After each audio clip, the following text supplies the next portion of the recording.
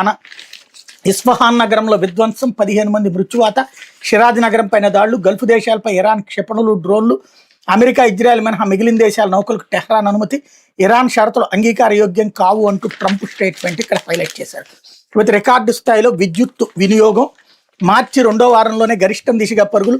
ఉత్పత్తిలో జెన్కో కొత్త రికార్డులు, ఒకే రోజు గ్రిడ్కు 139 ఎంయూలు. రాష్ట్రంలో విద్యుత్ వినియోగం రికార్డు స్థాయిలో నమోదవుతుంది. వేసవిలో గరిష్ట డిమాండ్ 280 మిలియన్ యూనిట్లుగా అధికారులు అంచనా వేశారు. మార్చి 2వ వారంలోనే ఒకరోజు విద్యుత్ వినియోగం 274.85 మిలియన్ యూనిట్లుగా నమోదైంది. రోజువారీ వాడకం సగటున 270 మిలియన్ యూనిట్లు ఉంది.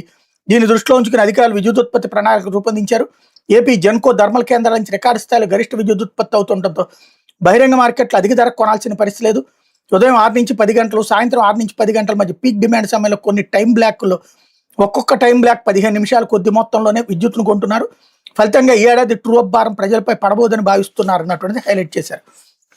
ఇక్కడే సమస్య ఏంటంటే కరెంటు కోతలు వస్తున్నాయి, అది అప్రకటితంగా, అదొకసారి చెక్ చేసుకోవాల్సింది. లేకపోతే ఆ